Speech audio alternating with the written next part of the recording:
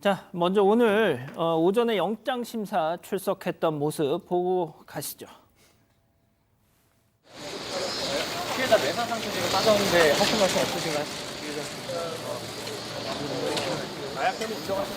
마약혐의 인정하신 거죠?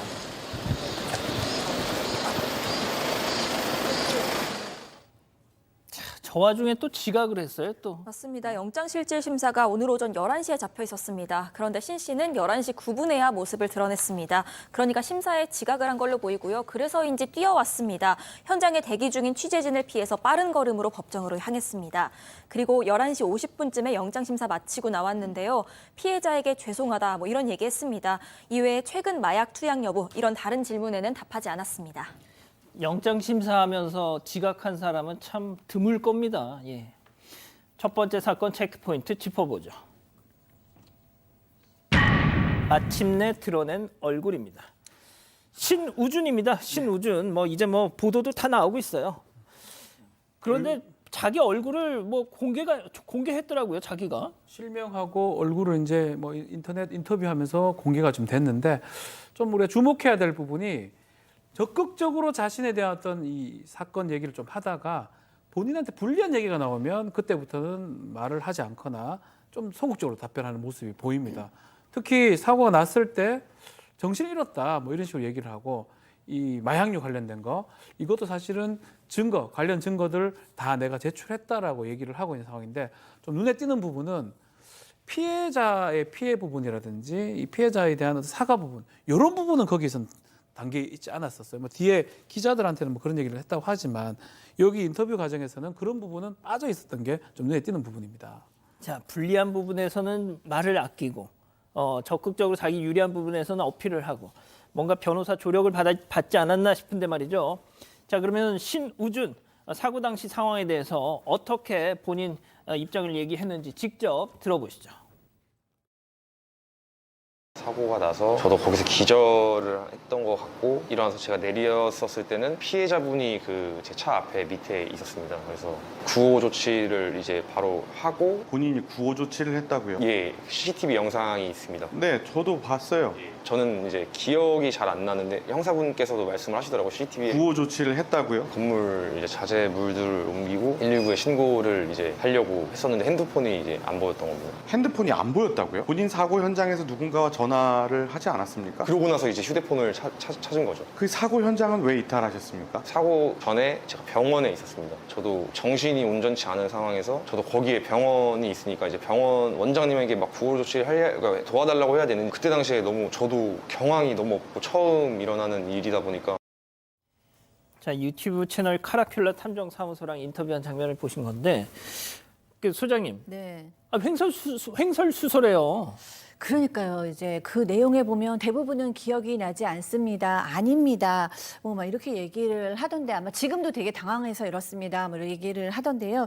글쎄요, 경찰이 이제 조사를 더 제대로 해주시리라 생각을 하는데 일단 굉장히 눈에 띄었던 내용 중에 구호 조치를 자기가 했다라는 얘기가 있어요. 근데 우리는 이 사람이 구호 조치를 하지 않고 비틀거리다가 어디로 사라지고 이런 걸로 알고 있잖아요. 근데 본인은 구호 조치를 했다고 했습니다.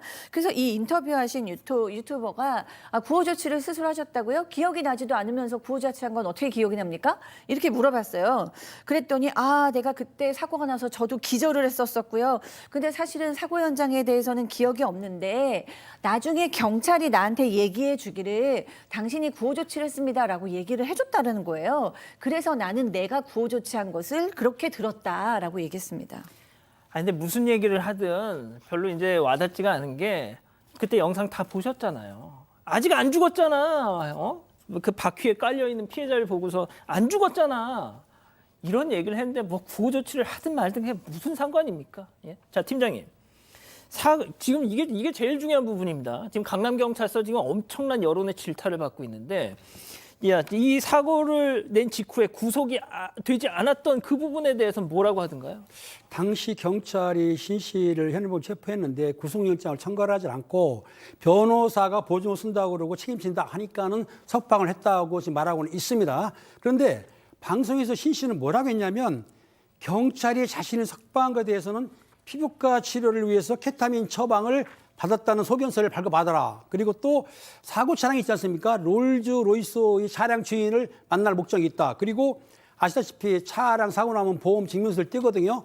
그 보험 증명서를 떼우기 위해서 석방한 것이지 변호사가 보증한 게 아니라고 주장하고 있기 때문에 문제가 되는 것이죠. 예. 그 변호사 그 사임했어요. 변호사 사임했어요. 이 뭐 이렇게 또 논란이 커지니까 사임을 한 거겠죠. 자, 그리고 저 차 롤스로이스 저거 누구 차냐? 본인 차다라는 얘기 했잖아요. 네, 그런데 이게 본인 차가 아니라 그 중고차 업체 대표명의 리스 차량이다 이런 얘기가 계속 나왔었습니다. 그런데 여기에 대해서 신 씨가 그 롤스로이스 맞다 내 거는 아니고 친한 형님이 뭐 할부로 끊어줄 테니까 네가 타고 다녀라 이렇게 얘기를 해서 그 친한 형님이란 사람한테 사용료를 주고 타고 다녔던 거다 이렇게 설명을 했고요. 그런데 지난 6월에 한 채널에 나와서 고가의 뭐 차량과 시계 그리고 200억대 통장 잔고 이런 것들을 자랑한 적이 있습니다. 여기에 대해서는 모두 연출이었다면서 돈 그렇게 벌진 못했다 이렇게 주장을 했습니다.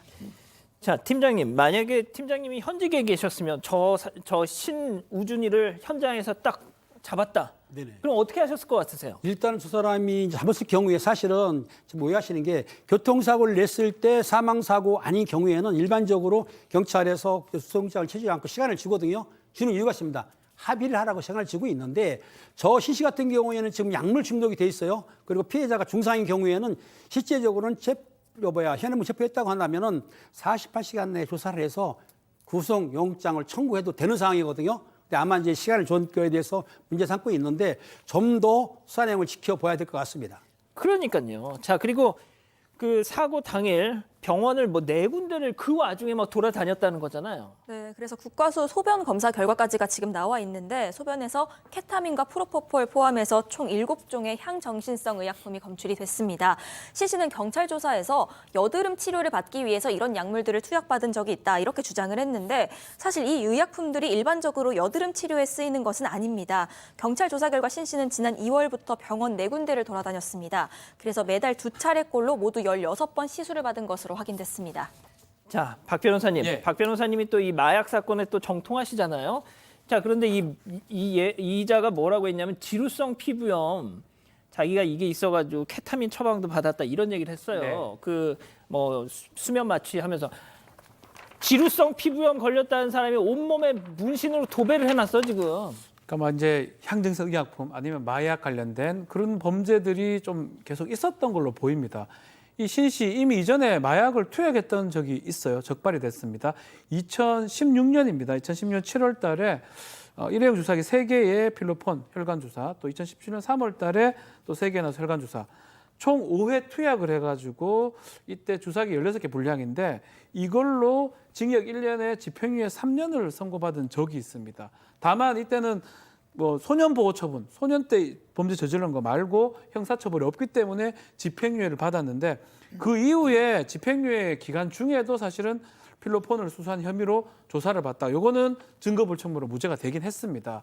어쨌든 마약 관련된 전과도 있고 지금은 향정성 의약품 관련된 것도 있기 때문에 마약류 관리법에 만약에 이제 이번에 유죄라면 좀 더 중하게 처벌될 가능성이 있지 않을까 그렇게 보입니다. 자, 어제도 저희가 뭐 잠깐 특보를 하면서 전해드렸는데 소장님, 네. 그 피해자분이 지금 좀 전해주시죠. 뭐. 네. 아, 너무 정말 안타깝습니다. 20대 여성 지금 1년 전에 고향에서 혼자 상경해서 진짜 요즘은 정규직 되기도 어려운데 영화 관련 회사에서 정규직으로 일했다고 하고요.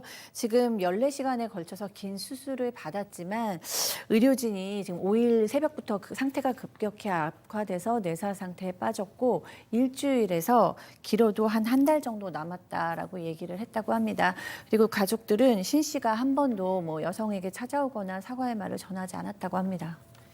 박 변호사님, 제가 지금 막 괜히 뭐 여론을 막 자극하려고 하는 소리가 아니라 지금 이제 영장이 아직은 뭐 안 나왔는데 이거 영장이 발부가 될 것 같습니까? 어떻게 될 것 같습니까? 구속될 가능성이 매우 높아 보입니다. 일단은 범행이 마약 사건도 있고요. 또 사망의 가능성이 큰 상황이기 때문에 또 그 이후에 행적도 사실은 증거인멸 아니 근데 오전에 했는데 왜 이렇게 오래 걸려요? 시간이 이제 사실은 영장 실질 심사는 되게 빨리 끝났습니다. 11시 뭐 9분에 들어갔는데 11시 40분에 끝났다고 하거든요. 그러면 별다른 얘기가 없었다고 보는 게 맞고요. 영장 발부는 영장 판사가 퇴근하면서 납니다. 제 생각에는 뭐 곧 발부가 될지 기각이 될지 결정이 날 걸로 보입니다. 저희가 중간에라도 영장 나오면 좀 전해드리죠. 첫 번째 사건 정리하고요.